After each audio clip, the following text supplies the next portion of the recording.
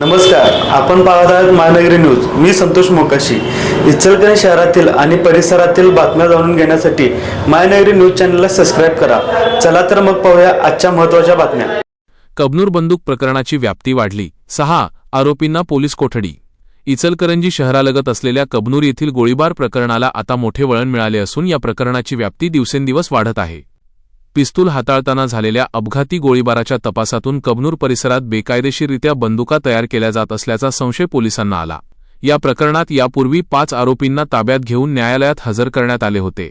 त्यांना पोलीस कोठडी सुनावण्यात आली होती. त्यानंतर तपासाची व्याप्ती वाढवत पोलिसांनी आणखी 6 संशयितांना ताब्यात घेतले असून न्यायालयाने त्यांनाही पोलीस कोठडी सुनावली आहे. कबनूर येथील एका तवेरा वाहनात निलेश कांबळे आणि शुभम सूर्यवंशी हे दोघे पिस्तूल तपासत असताना अचानक गोळी सुटली. या घटनेत निलेश कांबळे यांच्या मानेजवळ गोळी लागल्याने त्यांना उपचारासाठी इंदिरा गांधी रुग्णालयात दाखल करण्यात आले. वैद्यकीय तपासणीत त्यांच्या शरीरात बंदुकीची गोळी लागल्याचे स्पष्ट झाल्यानंतर पोलिसांनी या घटनेचा गांभीर्याने तपास सुरू केला. तपासादरम्यान पोलिसांना कबनूर येथील दत्तनगर परिसरात बंदुका तयार केल्या जात असल्याची माहिती मिळाली. त्यानुसार पोलिसांनी कारवाई करत तुषार येरुडकर, शुभम सूर्यवंशी आणि जॅकी माळगे यांच्यासह अन्य संशयितांना ताब्यात घेतले. त्यांच्या चौकशीतून पोलिसांच्या तपासाला महत्त्वाचे धागेदोरे मिळाल्याचे समोर आले आहे.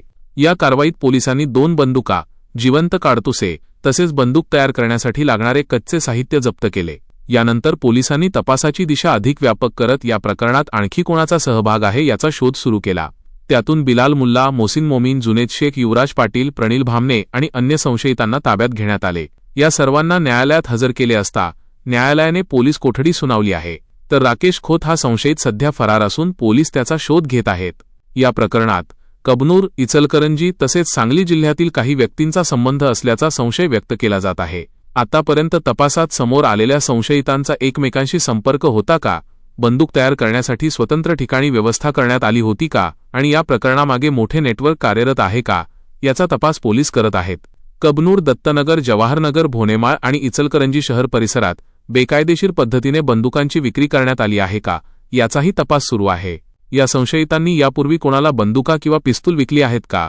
त्यासाठी कच्चा माल कुठून आणला जात होता? आणि या संपूर्ण व्यवहारामागे आणखी कोणाचा सहभाग आहे याची माहिती पोलिसांकडून घेतली जात आहे. यापूर्वी इचलकरंजी परिसरात बाहेरील राज्यातून पिस्तूल आणली जात असल्याचे प्रकार समोर आले होते. मात्र आता शहरालगतच्या ग्रामीण भागातच बंदुका तयार करण्याची व्यवस्था उभी करण्यात आली असल्याचा संशय निर्माण झाल्याने पोलिसांसमोर मोठे आव्हान उभे राहिले आहे. जप्त करण्यात आलेल्या कच्च्या साहित्यावरून बंदूक तयार करण्याच्या प्रक्रियेबाबतही पोलिसांकडून तपास करण्यात येत आहे. या प्रकरणातील प्रत्येक संशयिताची भूमिका, त्यांचे परस्पर संबंध, शस्त्रांची खरेदी विक्री आणि या शस्त्रांचा वापर कोणत्या घटनांमध्ये झाला आहे का याचा तपास पोलिसांकडून सुरू आहे. या प्रकरणात आणखी आरोपी निष्पन्न होण्याची शक्यता पोलिसांनी व्यक्त केली आहे. सहाय्यक पोलीस निरीक्षक विजय मस्के तसेच डीबी पथकाचे प्रमुख चव्हाण, सद्दाम सनदी आणि त्यांचे पथक या प्रकरणाचा अधिक तपास करत आहेत. त्यामुळे कबनूर बंदूक प्रकरणाच्या तपासात पुढील काळात आणखी कोणती माहिती समोर येते आणि या कथित शस्त्र निर्मितीच्या नेटवर्कमध्ये आणखी किती जणांचा सहभाग आहे याकडे आता सर्वांचे लक्ष लागले आहे.